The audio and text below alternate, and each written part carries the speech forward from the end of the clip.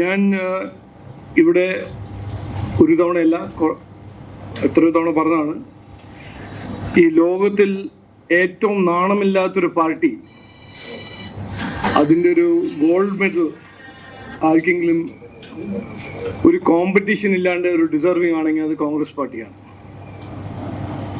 എന്തും പറയും, എന്തും ചെയ്യും. അവര് രാഷ്ട്രത്തിന് വേണ്ടി ഏത് ലെവലിൽ വരും നുണ പറയാൻ അവർ തയ്യാറാണ്.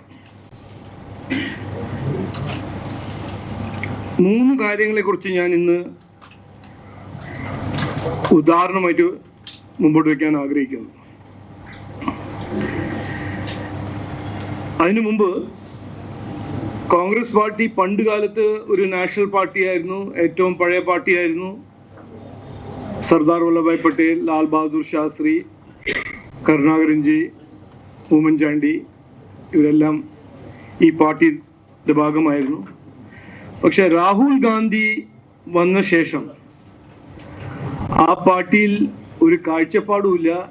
ജനങ്ങൾക്ക് വേണ്ടി, വികസനത്തിന് വേണ്ടി ഒരു കാഴ്ചപ്പാടോ, നാടിന് വേണ്ടി, ഇന്ത്യക്ക് വേണ്ടി ഒരു നല്ല വാക്ക് പറയേ, നല്ല കാര്യങ്ങൾ ചെയ്യേ ഒന്നും ചെയ്യാത്തൊരു പാർട്ടിയായിട്ടാണ് ആ കോൺഗ്രസ് പാർട്ടി മാറിയിരിക്കുന്നത്.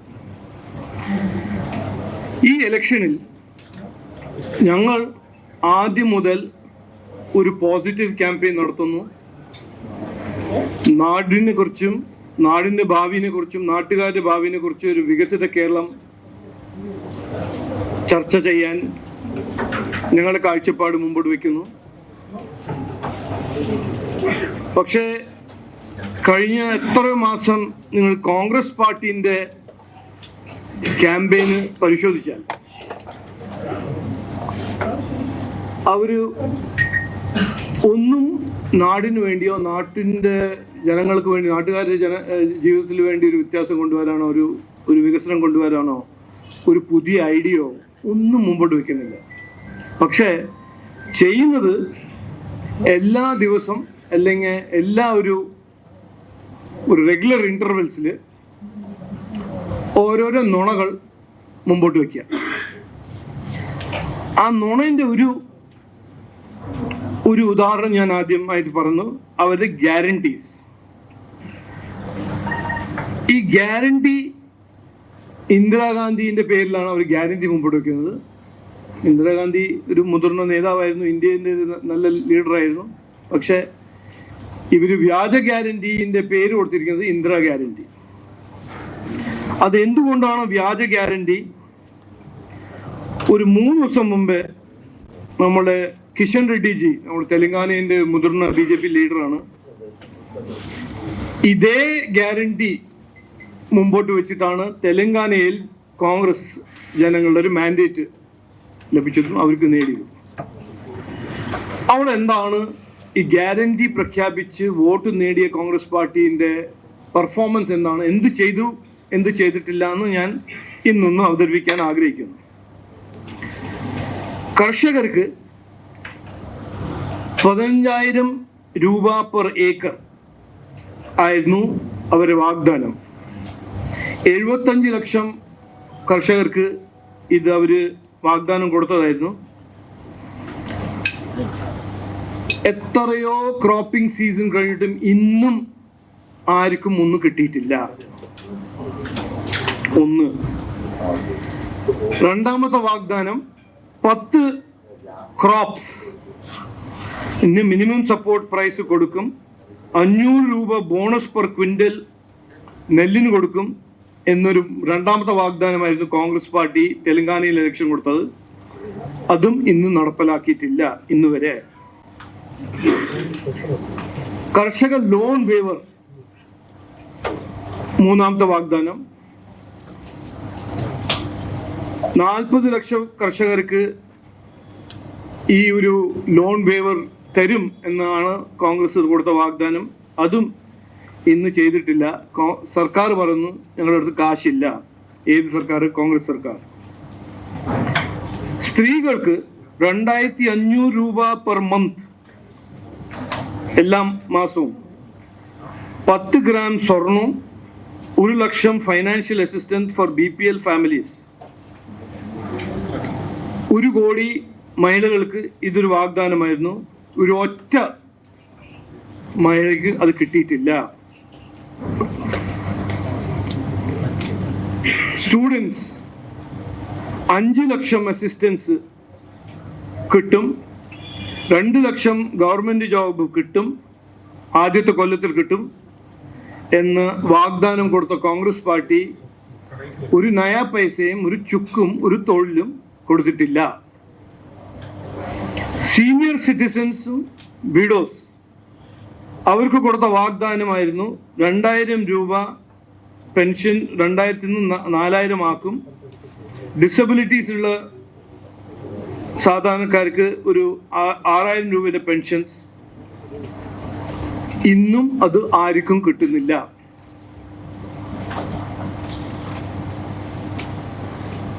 കുറെ ആരോഗ്യ മേഖലയിലും വീടിന് വേണ്ടിയിട്ടും ഇലക്ട്രിസിറ്റി റിലീഫിന് വാഗ്ദാനം കൊടുത്തത് അതൊന്നും ഇതുവരെ നടപ്പിലാക്കിയിട്ടില്ല. തെലങ്കാനയുടെ സ്ഥിതി ഇന്ന് വളരെ മോശമാണ്. അവരുടെ കടം 10 ലക്ഷം കോടിയിൽ കൂടുതലായിരിക്കുന്ന സ്ഥിതിയാണ്. ഞാൻ പറയാൻ ആഗ്രഹിക്കുന്നത്, കോൺഗ്രസ് പാർട്ടിന്റെ നുണ രാഷ്ട്രീയത്തിന്റെ ഒരു ക്ലിയർ ആയിട്ടൊരു ഉദാഹരണമാണ് തെലങ്കാനയിൽ അവരുടെ വാഗ്ദാനവും ഇന്ന് ആ വാഗ്ദാനം പാലിക്കാത്ത കോൺഗ്രസ് സർക്കാർ. ആ സർക്കാരിന്റെ മുഖ്യമന്ത്രിയാണ് ഇവിടെ വന്ന് കോൺഗ്രസിന് വേണ്ടി പ്രചരണം ചെയ്യുന്നത്. അദ്ദേഹം ഇവിടെ വന്നിട്ട് പിണറായി വിജയനോട് പറയാണ്, പോ മോനെ. ഇതിപ്പോ ഒരു പാർട്ടി വാക്ക് പാലിക്കാത്ത ഒരു പാർട്ടി മറ്റേ വാക്ക് പാലിക്കാത്ത പാർട്ടിക്ക് ഒരു ഉപദേശം കൊടുക്കുമ്പോൾ എന്ത് സ്ഥിതിയല്ലേ നമ്മൾ കാണുന്നത്. അപ്പോൾ അതൊരു ഉദാഹരണമായിട്ട് അവരുടെ നുണ രാഷ്ട്രീയത്തിന്റെ. രണ്ടാമത്തത് FCRA. എല്ലാവർക്കും അറിയാം, അത് അമിത്ഷാജിയും പറഞ്ഞിട്ടുണ്ട്. ഹോം മിനിസ്റ്റർ, ഗവൺമെന്റ് ഓഫ് ഇന്ത്യന്റെ മൈനോറിറ്റീസ് അഫയേഴ്സ് മിനിസ്റ്റർ ഇവിടെ വന്ന് സംസാരിച്ചു. പച്ചക്കള്ളമായിരുന്നു, അത് നുണയായിരുന്നു.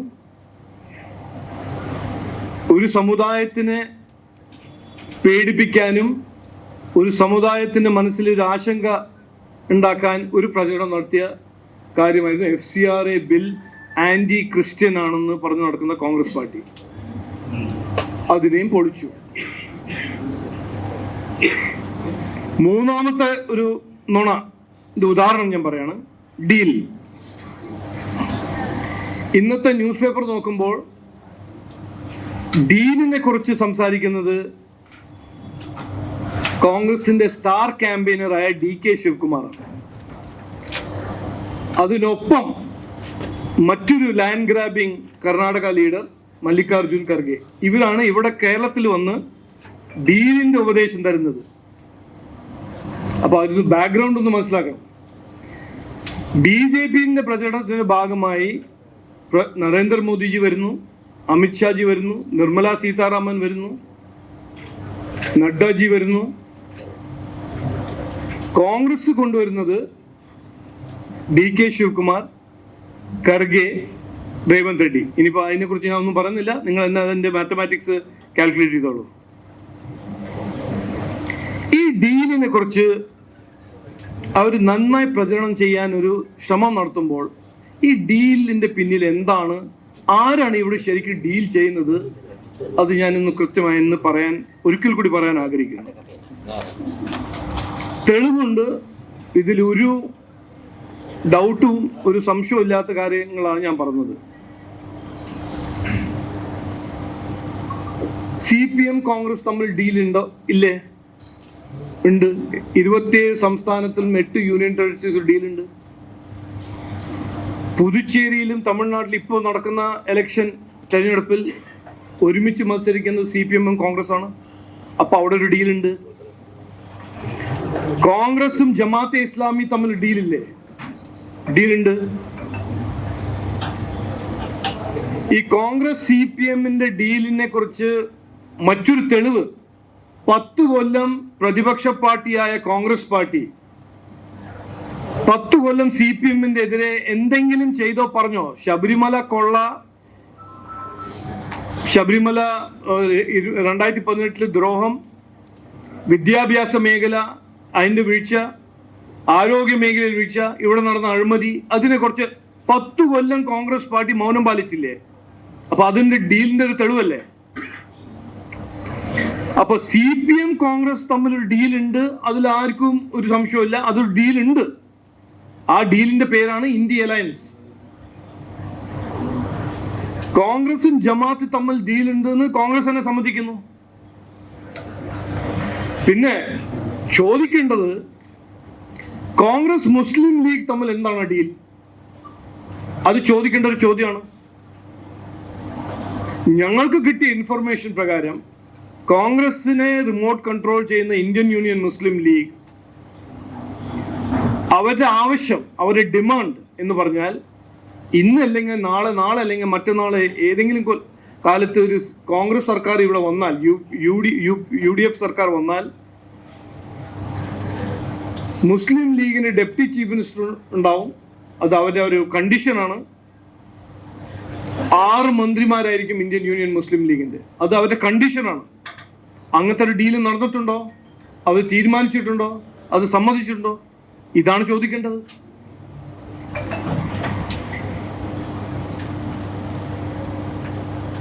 ഇന്ത്യൻ യൂണിയൻ മുസ്ലിം ലീഗും ജമാഅത്തിന്റെ തമ്മിൽ എന്താണ് ഡീൽ? മുസ്ലിം ലീഗ് ജമാഅത്തും SDPI തമ്മിൽ എന്താണ് ഡീൽ? ഡീൽ ഉണ്ടെന്ന് എല്ലാവർക്കും അറിയാം. ആ ഡീൽ എന്താണെന്ന് മുസ്ലിം ലീഗ് പറയട്ടെ, കോൺഗ്രസ് പറയട്ടെ. അപ്പൊ ഇത് മൂന്നാമത്തെ ഒരു നുണ, ഡീൽ. CPM ഉം BJP തമ്മിൽ ഡീലിന്റെ സാധ്യത ഒരു മൊട്ട പൂജ്യമാണ്, 0 ആണ്. കാരണം CPM-നെ എക്സ്പോസ് ചെയ്യുന്ന ഒരു ഒറ്റ പാർട്ടിയാണ് കേരളത്തിൽ. CPM-ന്റെ അഴിമതി, CPM-ന്റെ ശബരിമല കൊള്ള, CPM-ന്റെ എക്സാലോജിക് സ്കാം, ഓരോരോ സ്കാമിന്റെ പിന്നിൽ BJP NDA ആണ്. അവരുടെ അഴിമതിയും അവരുടെ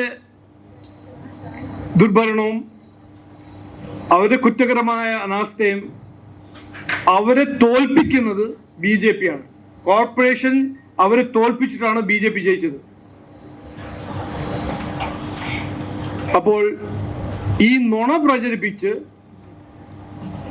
അവരുടെ ഡീലിൽ നിന്ന് ശ്രദ്ധ തിരിക്കാൻ കോൺഗ്രസിന്റെ ശ്രമം, അത് തെലങ്കാനയിൽ നടക്കും, അത് കേരളത്തിൽ നടക്കില്ല എന്ന് ഞാൻ കൃത്യമായി പറയാൻ ആഗ്രഹിക്കുന്നു. കാരണം ഇവിടെ വോട്ട് ചെയ്യുന്നത് മലയാളിയാണ്.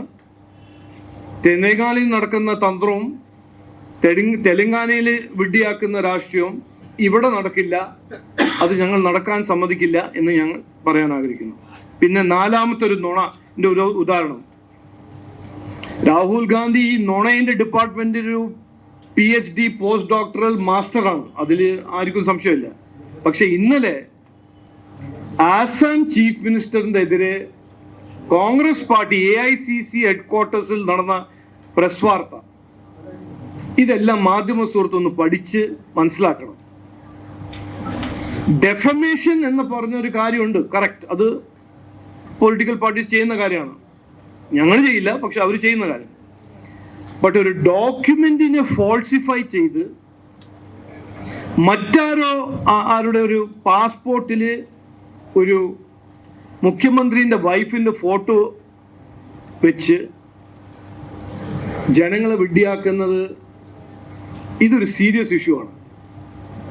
അപ്പോൾ നുണ രാഷ്ട്രീയത്തിന്റെ ഒരു നെക്സ്റ്റ് ലെവലിൽ കോൺഗ്രസ് പോകുന്നു. അവരുടെ ഡെസ്പറേഷൻ, അവരുടെ പേടി, അവരുടെ ഭയം ഈ ലെവലിൽ വരെ തിരികെയാണ്. ഒന്നും പറയാനില്ല നാടിനെ കുറിച്ച്, നാടിന്റെ ഭാവിയെ കുറിച്ച്, നാട്ടുകാരുടെ ഭാവിയെ കുറിച്ച് ഒന്നും പറയാനില്ല. ഈ നുണ രാഷ്ട്രീയം പ്രചരിപ്പിച്ച് എങ്ങനെയെങ്കിലും ജനങ്ങളെ ഇരകളാക്കുക. അപ്പൊ ഞാൻ അവസാനം ജനങ്ങളോട് ഡയറക്റ്റ് ആയിട്ട് പറയാൻ ആഗ്രഹിക്കുന്നു,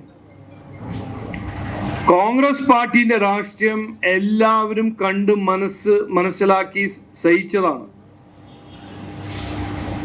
ആരും ഏത് സമുദായമാണെങ്കിലും അവർ ഏത് സമുദായത്തിന് ടാർഗറ്റ് ചെയ്യുന്നുണ്ട് ഞാൻ പറയാൻ ആഗ്രഹിക്കുന്നില്ല. പക്ഷെ ഏത് സമുദായമാണെങ്കിലും ഞങ്ങളുടെ അഭ്യർത്ഥന, നിങ്ങൾ ഇവരുടെ ഇരകളാവാൻ പാടില്ല, ഈ നുണ രാഷ്ട്രീയത്തിന്റെ ഇരകളാവാൻ പാടില്ല.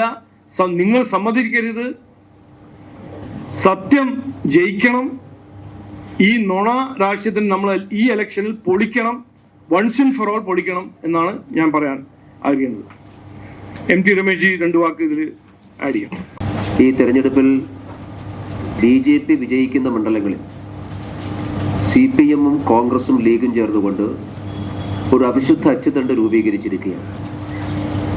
BJP-യെ തോൽപ്പിക്കുക എന്നുള്ള ഒരു അജണ്ട നടപ്പിലാക്കാൻ വേണ്ടി വളരെ ബോധപൂർവം വോട്ട് ഷിഫ്റ്റിങ്ങിന് വേണ്ടി ആസൂത്രിതമായിട്ടുള്ള ഗൂഢാലോചനയാണ് കേരളത്തിൽ ഈ 3 പാർട്ടികളും ചേർന്ന് നടത്തിയിട്ടുള്ളത്. സ്ഥാനാർത്ഥി നിർണയത്തിൻ്റെ സന്ദർഭത്തിലും പ്രചരണത്തിൻ്റെ സന്ദർഭത്തിലും എല്ലാം ഇത് വ്യക്തമായി നിഴലിച്ച് കാണുന്നുണ്ട്. നിങ്ങൾക്കത് പരിശോധിച്ചാൽ മനസ്സിലാക്കും. മഞ്ചേശ്വരത്തും കാസർഗോഡും LDF നിർത്തിയിരിക്കുന്ന സ്ഥാനാർത്ഥികളെ നിങ്ങൾ പരിശോധിച്ചാൽ മതി.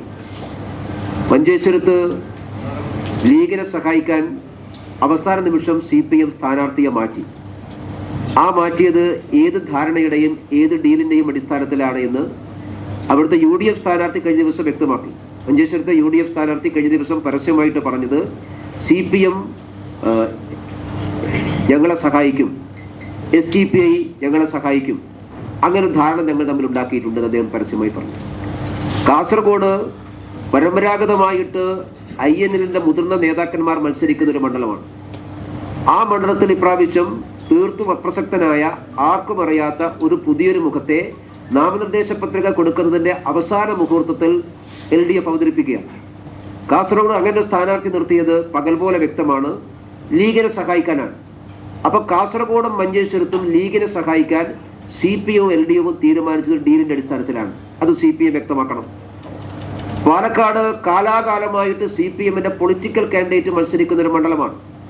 CPM-ന് എത്രയോ പ്രമുഖരായിട്ടുള്ള നേതാക്കന്മാർ, കേരളത്തിലെ ഏറ്റവും പ്രമുഖരായിട്ടുള്ള നേതാക്കന്മാർ മത്സരിക്കുന്ന പാലക്കാട് മണ്ഡലത്തിൽ ഈ പ്രാവശ്യം എന്തിനാണ് CPM ഒരു സ്വതന്ത്ര പരിവേഷം കെട്ടി ഒരു വ്യവസായിയെ മത്സരിപ്പിക്കുന്നത്?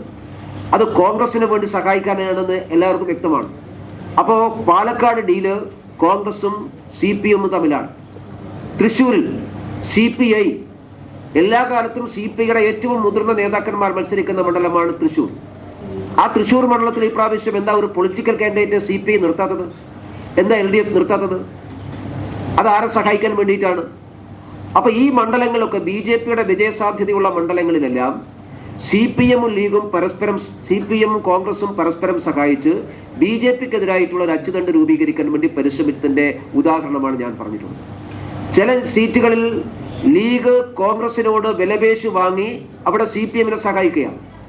ഉദാഹരണമായിട്ട് കൂത്തുപറമ്പ് കഴിഞ്ഞ പാർലമെന്റ് തെരഞ്ഞെടുപ്പിൽ UDF-ന് മേൽക്കൈ കിട്ടിയിട്ടുള്ള ഒരു മണ്ഡലമാണ്. ആ മണ്ഡലത്തിൽ എന്താ ലീഗ് സ്ഥാനാർത്ഥിയെ മാറ്റിയത്?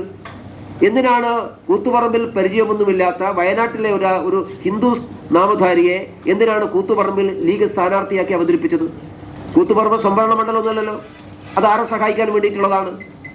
എന്താണ് ഡീല്? LDF-ഉം UDF-ഉം തമ്മിൽ അവിടെ ഉണ്ടാക്കിയ ഡീൽ എന്താണെന്ന് ലീഗ് നേതൃത്വവും കോൺഗ്രസ് നേതൃത്വവും പറയട്ടെ. കാലാകാലമായിട്ട് കോൺഗ്രസ് മത്സരിക്കുന്ന മണ്ഡലമാണ് ചേലക്കര, സംവരണ മണ്ഡലമാണ്. ആ ചേലക്കര കോൺഗ്രസിനോട് വിലപേശി ലീഗ് വാങ്ങിച്ചു.